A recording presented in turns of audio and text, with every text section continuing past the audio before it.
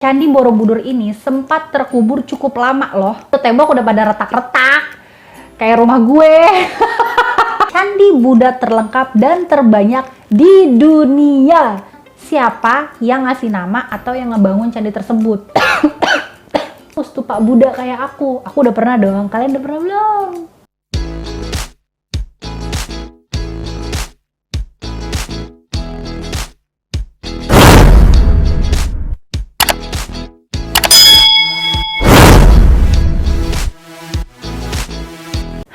Assalamualaikum warahmatullahi wabarakatuh. Gimana kabarnya teman-teman hari ini? Semoga kita semua selalu dalam keadaan sehat ya. Oke, di video kali ini aku akan bawakan tentang sejarah singkat asal-usul Candi Borobudur. Siapa yang penasaran sama asal-usul Candi Buddha terbesar di dunia ini? Selain aku nih, pasti kalian juga penasaran kan? Pengen tahu juga nih tentang sejarah atau asal-usul Candi Borobudur ini. Makanya pantengin terus video ini ya, jangan di skip pokoknya. Tapi sebelumnya aku mau kasih tahu dulu nih ya, kalau semua informasi yang aku bahas di video aku selama ini, itu semuanya berdasarkan hasil research lagi dari internet ya. Karena aku kan juga bukan pakarnya nih di bidang persejarahan. Jadi kalau misalkan ada yang kurang lengkap atau ada yang kurang tepat menurut kalian, langsung dikoreksi aja ya, diperbaikin. Caranya gimana? Gampang banget. Langsung aja tulis di kolom komentar. Aku sangat berterima kasih kalau kalian mau koreksi apa yang salah dan apa yang kurang tepat dari video aku. Pokoknya intinya kita sama-sama belajar aja lah ya. Oke, buat kalian yang udah penasaran mau lanjut nonton video ini, sabar dulu. Sebentar ya, aku mau ingetin dulu nih, luangin waktu kalian dulu untuk klik tombol like-nya, kemudian di-subscribe dan di-share ke seluruh sosial media yang kalian punya. Dan satu lagi, jangan lupa juga untuk klik tombol loncengnya, supaya kalau aku ada upload video terbaru, kamu bisa jadi orang pertama yang nonton video aku. Oke, kalau gitu segitu aja openingnya, nggak usah kepanjangan. Kita langsung lanjut aja kalau gitu ya. Ini dia asal-usul Candi Borobudur. Enjoy the video ya. Candi Borobudur diketahui sebagai mahakarya arsitektur Buddha peninggalan kerajaan Mataram kuno yang terletak di daerah Magelang, Jawa Tengah. Hingga saat ini, Borobudur masih menjadi candi Buddha terbesar di dunia yang setiap bangunannya memiliki karakteristik dan makna tersendiri. Dan karena itulah pada tahun 1991, Candi Borobudur ini ditetapkan sebagai situs warisan dunia oleh UNESCO. For your information ya, ternyata nih Candi Borobudur ini sempat terkubur cukup lama loh. Tapi akhirnya candi ini ditemukan kembali pada tahun 1814 saat Thomas Stamford Raffles menjabat sebagai Gubernur Jenderal di Jawa. Kemudian pada tahun 1970 sampai dengan tahun 1980-an, restorasi besar-besaran dilakukan sebagai upaya penyelamatan bangunan bersejarah ini. Dan saat ditemukannya kembali nih ya, Candi Borobudur ini menjadi salah satu objek penelitian bagi peneliti di dalam maupun luar negeri. Ya jelas lah ya, pasti banyak banget nih yang tertarik buat meneliti Candi Borobudur ini. Secara lah ya, ini kan mahakarya terbesar banget ya, makanya banyak banget peneliti dari dalam maupun luar negeri yang berbondong-bondong datang ke sana untuk meneliti dari mana sebenarnya asal-usul Candi Borobudur ini ada. Nah terus kira-kira siapa ya yang membangun Candi Borobudur ini? Terus gimana sih sebenarnya sejarah berdirinya Candi Borobudur ini? Penasaran kan kalian? Makanya ya udah yuk kita lanjut bahas lagi. Sebetulnya sampai saat ini ya belum ditemukan bukti catatan sejarah yang bisa menjelaskan siapa sebetulnya yang membangun Candi Borobudur ini. Bahkan nih ya sebetulnya tahun pembangunan dan latar belakang berdirinya bangunan ini masih jadi misteri sampai saat ini. Tapi berdasarkan penelitian para ahli, Candi Borobudur ini diperkirakan dibangun pada abad ke-8 atau pada saat kerajaan Mataram kuno dan diperintah oleh dinasti Sailendra.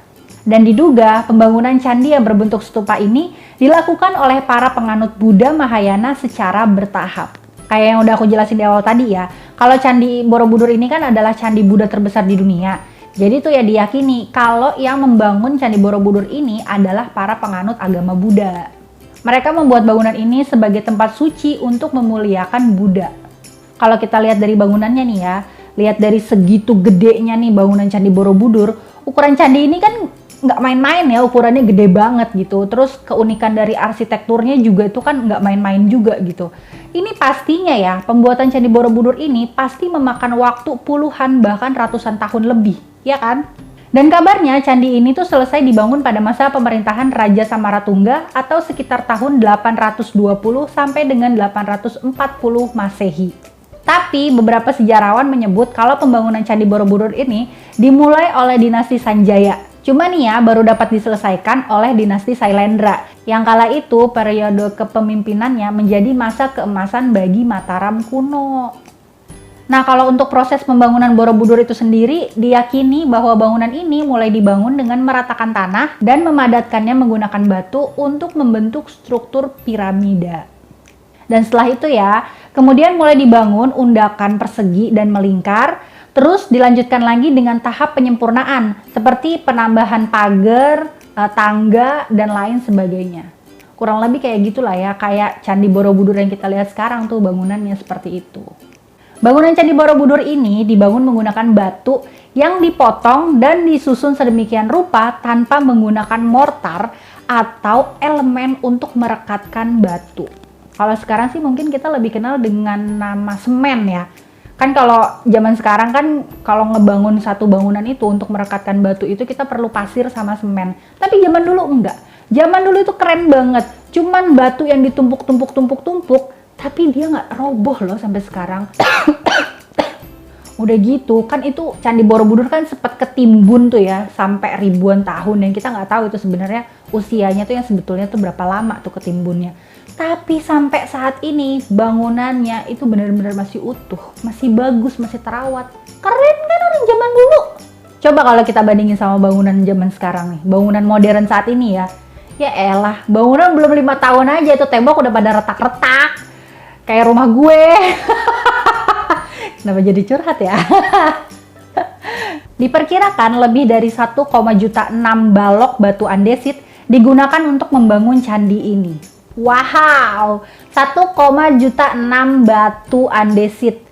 Nyarinya di mana guys ini guys? Zaman dulu kan pasti belum ada toko material ya. Pastinya batunya ini nyari sendiri gitu kan, dikumpulin dari gunung-gunung di sekitar tempat candi itu.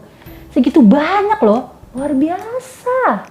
Nah, seperti yang diketahui ya, kalau Candi Borobudur ini terdiri atas 6 teras berbentuk bujur sangkar yang di atasnya terdapat 3 pelataran melingkar. Dan pada dindingnya ini dihiasi dengan 2.672 panel relief dan juga 504 arca Buddha, dan karena inilah menjadikan Borobudur menjadi candi Buddha terlengkap dan terbanyak di dunia.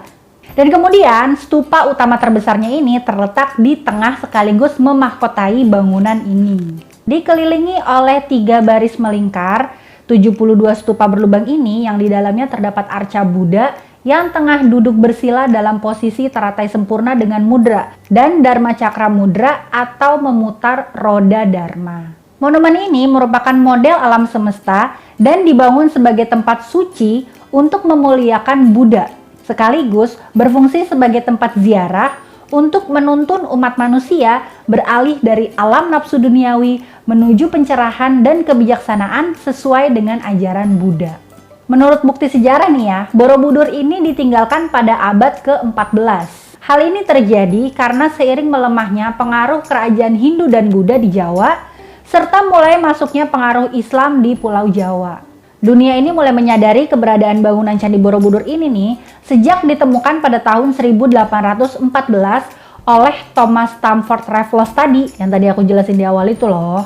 Kemudian dalam proses pemugaran terbesar nih ya, Candi Borobudur ini dalam kurun waktu sekitar tahun 1975 sampai dengan tahun 1982 atas upaya pemerintah Republik Indonesia dan juga UNESCO, akhirnya kemudian situs bersejarah ini masuk ke dalam daftar situs warisan dunia. Nah kan, itu udah keren banget loh, gimana nggak keren? Ini tuh yang mengakui udah dunia. Dunia loh yang ngomong, bukan lagi cuma di Indonesia. Udah dunia yang mengakui, bukan main kan? Borobudur sampai saat ini masih digunakan sebagai tempat ziarah keagamaan. Setiap tahunnya nih ya, umat Buddha datang dari seluruh penjuru Indonesia dan juga mancanegara. Mereka berkumpul di Borobudur untuk memperingati Tri Suci Waisak atau Hari Raya Waisak. Dan pada tanggal 11 Februari tahun 2022 kemarin nih ya, pemerintah telah meresmikan status Candi Borobudur kembali sebagai tempat peribadatan umat Buddhis di Indonesia dan dunia. Nah, sedikit informasi tambahan nih ya. Kalau kalian tahu nggak, dalam bahasa Indonesia, bangunan keagamaan purbakala itu disebut dengan candi. Dan istilah candi juga digunakan secara lebih luas untuk merujuk kepada semua bangunan purbakala yang berasal dari masa Hindu-Buddha di Nusantara ini. Misalnya nih ya, kayak gerbang, gapura, dan pertirtaan, atau kalau kita kenalnya tuh dengan nama lainnya tuh kolam atau pancuran untuk pemandian tuh. Biasanya kan kalau zaman dulu tuh para putri raja tuh suka mandi-mandi di kolam tuh yang ada pancurannya. Nah itu tuh namanya petirtaan. Nah kalau untuk asal mula nama Borobudur ini sendiri, sebetulnya belum jelas dari mana atau siapa sih yang kasih nama Candi Borobudur ini dengan nama Borobudur. Karena seperti yang kita tahu ya, kebanyakan nih ya nama asli dari candi-candi yang ada di Indonesia, ini tuh kebanyakan belum diketahui asal-usul pastinya. Siapa yang ngebangun, terus siapa yang ngasih nama, ini tuh kebanyakan memang belum ada yang tahu sebetulnya siapa yang ngasih nama atau yang ngebangun candi tersebut. Tapi terkait dari nama Borobudur ini, pertama kali ditulis dalam buku Sejarah Pulau Jawa, karya dari Thomas Stamford Raffles, yang tadi nemuin Candi Borobudur itu loh. Raffles ini menulis tentang monumen bernama Borobudur. Tapi sebetulnya nggak ada dokumen yang lebih tua yang menyebutkan nama yang sama persis soal Borobudur ini. Nah, satu-satunya naskah Jawa kuno yang memberikan petunjuk mengenai adanya bangunan suci Buddha yang mungkin merujuk kepada Borobudur ini adalah Nagara Kertagama yang ditulis oleh Empu Prapanca pada tahun 1365. Dan dalam naskah itu terdapat nama Borobudur. Terus kemudian ditulis lagi nih sama si Raffles ini menjadi Borobudur. Kemungkinan ya ini tuh ditulis oleh Raffles dalam tata bahasa Inggris untuk menyebutkan nama desa terdekat dengan Candi Borobudur ini, yaitu namanya Desa Bore. Nah kalau si Raffles ini nulisnya Desa Boro. Sebagai informasi ya, kalau pada zaman dulu kebanyakan candi ini emang sering banget dinamain berdasarkan tempat candi ini berdiri. Makanya nih, Raffles juga menduga bahwa istilah budur ini tuh mungkin berkaitan dengan istilah Buddha dalam bahasa Jawa ya, yang punya arti purba. Dan kalau digabungin nih, maka dia ini punya makna Boro Purba. Nah, Boronya ini dari nama desa setempatnya itu. Terus budurnya ini karena menurut si Raffles ini tuh artinya diambil dari bahasa Jawa yang berarti purba, dari istilah Buddha nih yang menurut Raffles ini adalah bahasa Jawanya tuh artinya purba. Makanya ketika itu digabungkanlah menjadi Borobudur. Mungkin kalau dibikin jadi Boro Purba nggak terlalu nyambung atau nggak terlalu cocok atau gimana kali ya. Jadi dibikinnya ya Borobudur. Tapi ya ada lagi nih arkeolog lain yang beranggapan kalau nama Budur ini berasal dari istilah Budara yang berarti mempunyai makna gunung. Banyak banget nih sebenarnya teori yang berusaha untuk menjelaskan nama Candi Borobudur ini tuh artinya apa dan dari mana asalnya, kenapa candi ini tuh dinamain Borobudur. Sebenarnya tuh udah banyak banget teorinya. Salah satunya nih ya, ada yang menyatakan bahwa nama ini kemungkinan berasal dari kata Sambara Budara yang mempunyai arti gunung. Selain itu ya, ada juga terdapat beberapa etimologi rakyat lainnya yang berpendapat lain nih. Misalkan, kata Borobudur ini katanya berasal dari ucapan para Buddha yang karena pergeseran bunyi menjadi Borobudur. Nah, terus ada lagi nih penjelasan lainnya. Nama Borobudur ini katanya berasal dari dua kata, yaitu bara dan juga beduhur. Nah, kata bara ini konon berasal dari kata vihara. Sementara ada pula nih penjelasan lain nih. Katanya, kata bara ini berasal dari bahasa Sangsekerta yang artinya kompleks candi atau biara. Dan kata beduhurnya ini mempunyai arti tinggi. Atau kalau dalam bahasa Bali ini, dia tuh punya arti di atas gitu loh. Di atas atau tinggi, sebenarnya sama aja. Kalau bahasa Bali ini artinya di atas. Jadi maksudnya adalah sebuah biara atau asrama yang berada di tanah tinggi. Nah kan macam-macam lah itu kan katanya penjelasan dari beberapa peneliti-peneliti sebelumnya itu menurut mereka arti nama Borobudur ini tuh beda-beda. Ya kita belum tahu sih sampai sekarang sebetulnya mana yang betul. Karena seperti aku bilang tadi, sampai saat ini keberadaan Candi Borobudur ini asal muasalnya memang masih misteri karena banyak banget para peneliti yang mempunyai pendapat beda-beda nih tentang asal muasal berdirinya Candi Borobudur ini. Tapi ya ada juga nih salah satu sejarawan yang bernama J.G. de Kasparis Beliau ini berpendapat bahwa Borobudur ini adalah tempat pemujaan. Nah, pendapat ini berdasarkan Prasasti Karangtengah dan Tritepusan. Kasparis ini memperkirakan bahwa pendiri dari Borobudur ini adalah Raja Mataram dari Wangsa Sailendra bernama Samaratungga yang melakukan pembangunan sekitar tahun 824 Masehi. Dan bangunan raksasa itu baru dapat diselesaikan pada masa putrinya, yaitu Ratu Pramudawardhani. Nah, katanya pembangunan Borobudur ini diperkirakan memakan waktu selama setengah abad. Dan dalam Prasasti Karangtengah pula nih disebutkan mengenai penganugerahan tanah sima atau tanah bebas pajak oleh Ratu Pramudawardhani untuk memelihara Kamulan atau yang disebut dengan Bumi Sambara. Nah, istilah Kamulan sendiri nih berasal dari kata mula yang artinya tempat asal.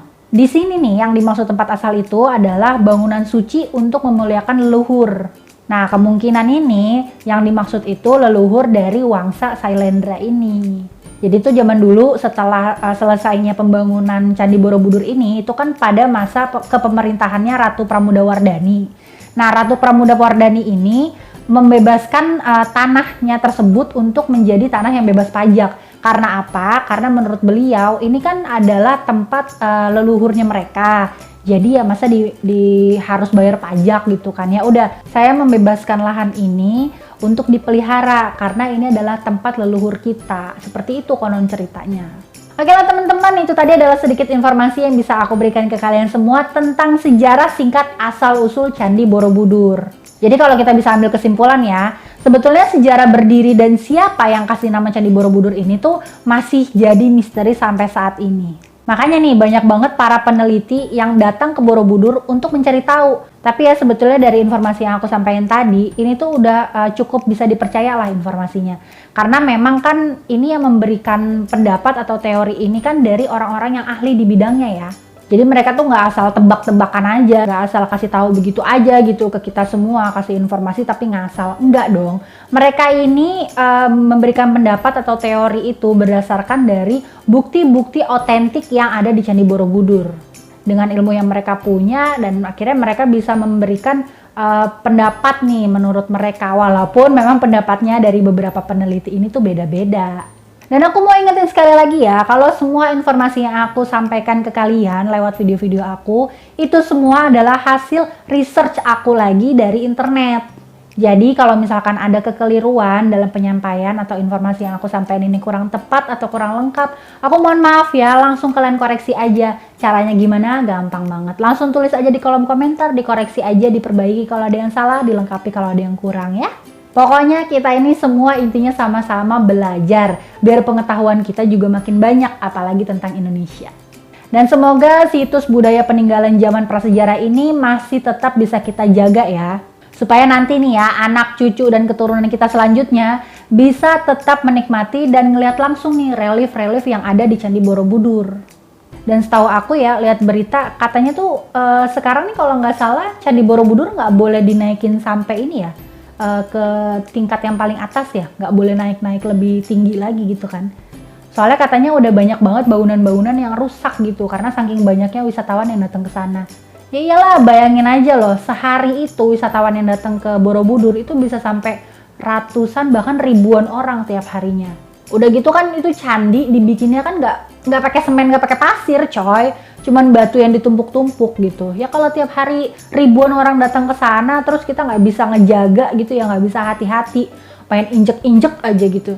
Ya wajar sih ya kalau cepet rusak. Jadi ya mungkin salah satu cara bagi pengelola Candi Borobudur ini ya udah nggak boleh lagi naik-naik ke atas yang tempat Candi Borobudurnya ini yang lebih tinggi gitu, supaya bangunan ini tuh tetap terjaga kelestariannya.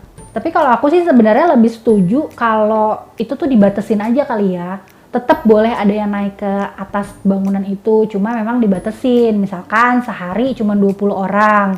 Nah itu pun daftarnya juga harus lewat online. Jadi orang yang udah jauh-jauh datang ke sana, terus kepengen naik gitu niatnya, udah capek-capek ke sana jauh-jauh, tapi nyatanya nggak bisa karena kuotanya udah habis gitu. Makanya daftarnya online aja. Jadi kan itu bisa ngelihat, oh kuota hari ini kita udah nggak kebagian, ya udah kita yang tanggal berikutnya atau bulan berikutnya gitu. Nah terus nanti tuh didata, kalau misalkan udah pernah masuk ke sana dan udah pernah naik ke bangunan yang teratas, itu nggak boleh lagi ke sana. Mungkin pakai nih KTP atau pakai paspor gitu. Jadi nggak bisa double gitu naik ke sana. Gantian lah sama yang belum pernah. Nanti kalau misalkan yang udah pernah datang ke sana terus udah pernah naik ke bangunan tertinggi di Candi Borobudur, kalau pas main lagi ke Borobudur ya udah foto-foto aja di sekitar sekeliling Borobudur. Kan sama aja, bisa foto sama Borobudur juga. Kalau aku alhamdulillah nih, aku udah pernah ngerasain naik ke atas bangunan Borobudur yang paling tertinggi. Itu kalau nggak salah dulu tahun 2013 deh aku udah pernah ke sana. Terus ngerasain tuh naik-naik sampai ke bangunan yang tertinggi. Tapi yang nggak nyampe tinggi-tinggi amat sih ya, itu tuh capek, tangganya tuh banyak banget. Terus udah gitu tuh jarak dari tangga 1 ke tangga 2 itu tuh lumayan tinggi. Jadi perlu pengorbanan banget gitu kalau mau naik lebih tinggi lagi. Terus juga alhamdulillah udah pernah ngerasain megang stupa tuh. Kalian tahu kan ada stupa patung Buddha yang di dalam. Jadi kan patung Buddha ada di dalam tuh, terus ditutupin lagi tuh dia sama ininya, patung-patung sama batu-batunya lagi. Nah konon katanya menurut cerita, kalau kita bisa meraih si patung Buddhanya itu, tangan kita nyampe megang patung Buddha, itu katanya semua keinginan kita akan terkabul gitu. Tapi ya wallahu alam ya, percaya nggak percaya. Kalau aku mau waktu itu cuma ikut-ikutan aja. Tapi pas megang itu memang nyampe, tapi cuma sedikit banget gitu bisa kepegang. Karena emang susah gitu kan. Lubangnya sih besar, cuman jarak dari batu yang di luar ke patung stupanya, patung Budanya yang di dalam itu agak lumayan jauh gitu. Jadi memang butuh pengorbanan juga sih, walaupun memang cuman kepegang sedikit gitu. Tapi alhamdulillahnya bisa lo kepegang. Tapi itu mah percaya nggak percaya ya. Kalau aku mau cuma ikut-ikutan aja. Orang-orang lain pada kayak gitu, kok kayaknya nggak keren gitu kalau nggak ikut-ikutan. Ya udah ikutan aja lah. Nah kalau kalian sendiri gimana? Udah pernah datang ke Candi Borobudur belum? Ayo dong kalau misalkan belum pernah datang ke sana, cobain datang ke Candi Borobudur. Lihat langsung tuh relief-relief peninggalan zaman prasejarah ini. Nah buat yang udah pernah datang ke Candi Borobudur, ceritain dong pengalaman kalian di kolom komentar. Udah pernah naik sampai bangunan tingkat yang atas belum? Terus udah pernah megang stupanya belum tuh? Stupa Buddha kayak aku. Aku udah pernah dong. Kalian udah pernah belum? Jangan lupa ya, bagiin pengalaman kalian di kolom komentar di bawah. Oke? Oke, kalau gitu sampai di sini dulu video aku kali ini.